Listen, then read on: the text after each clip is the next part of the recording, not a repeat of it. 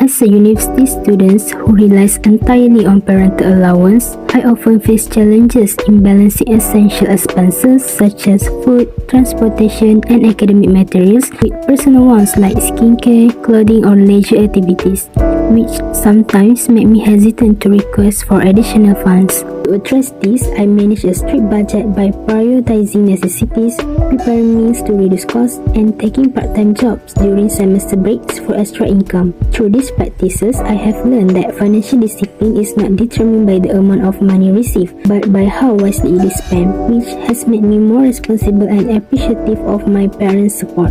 While on my side, during my diploma in 2020, my family faced financial struggles when COVID-19 forced my father's restaurant to close. As I fully depended on my parents, this situation affected my ability to cover my needs. To overcome it, we relied on savings, and I was grateful that my parents taught me the habit of saving since primary school. From this experience, I learned the importance of financial management, saving for emergencies, and practicing self-discipline.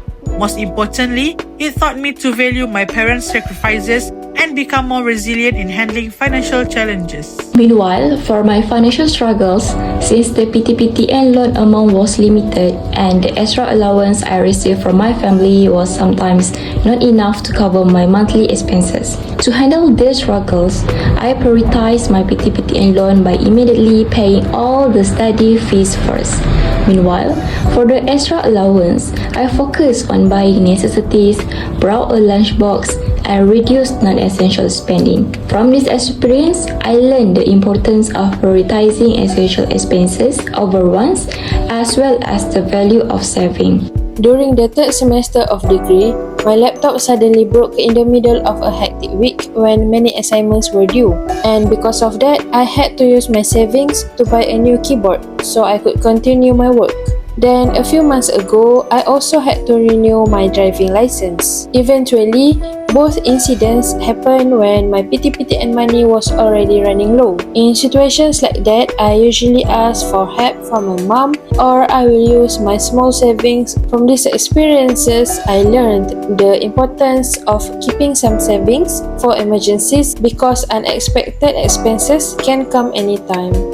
On my side, in my first semester, I encountered difficulties when the university required me to change my major from business technology to human resources. So, it forced me to cancel my PTPTN and scholarship application because the documents submitted needed to be updated according to my current studies. However, I felt reluctant to burden my parents.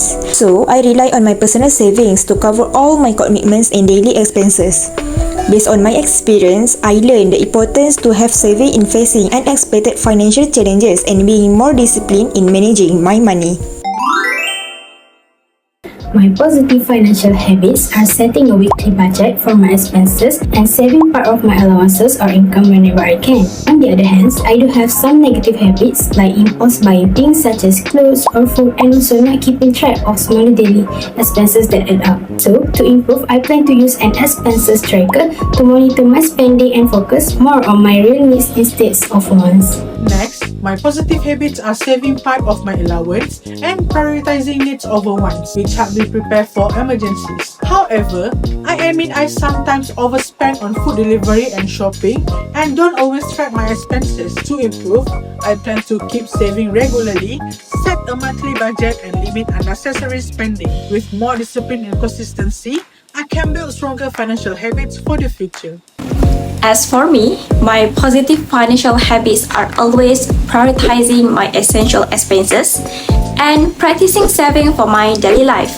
However, I also have negative habits such as unplanned spending on viral products from TikTok and inconsistent monthly savings. So, to improve this, I plan to create monthly budget and practice better self-control over my spending. Meanwhile, for my positive financial habits, I usually cook at home instead of eating out, and I also compare prices before buying anything. However, I do have some negative financial habits, such as spending impulsively when I'm with friends and not always tracking my daily spending. To improve, I plan to record all my expenses consistently and work on controlling impulsive spending so that I can manage my money better. In addition, my positive financial habits are I will ensure that I save at least 30 ringgit or more every month and prioritize needs over wants. However, I also have negative financial habits which I enjoy reading books. So when I visit a bookstore, I tend to buy books without considering my financial limitations. So to maintain my good habits, I plan to continue practicing strict budgeting and monitoring my spending more effectively. A rich life is not just about having money, but about how I live each day. It means having financial stability without stress and enough to cover my needs while enjoying time with my family and friends. Also, I want to live with purpose by doing things that bring happiness and a sense of achievement. An ideal life, on the other hand, is what I hope to build: a comfortable home where my family feels safe and the freedom to travel and explore new places for experiences and memories. Also, I want to have financial freedom that allows me to enjoy life, support myself, and give back to the people I love. For me, a rich life is about health, peace of mind, strong relationships, and balance, not just money. In my ideal life, I want comfort and security, a safe home, the chance to travel, good health care, and the freedom to enjoy meaningful experiences with loved ones. Next, for me, a rich life means finding my own happiness, having purpose in my life, and being able to spend my free time with family and close friends while doing what I love. In the future, I hope to perform Umrah, travel around the world with my family, and fulfill my family's needs. As for me, a rich life means having balance, purpose, and happiness. I want the freedom to make my own choices, build meaningful relationships, and have a career I truly enjoy. In the future, I hope to afford my own car or scooter, perform Umrah with my mom, and live in a cozy house away from the city. Furthermore, a rich life means having financial freedom and money.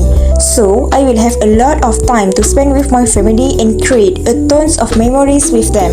Next, in my ideal life, I dream of the day my financial freedom allows me to take my parents on the Hajj journey and provide them with anything they desire.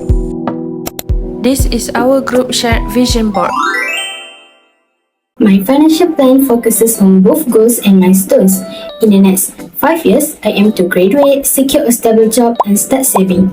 In 10 years, I want to buy a car and begin saving for a house.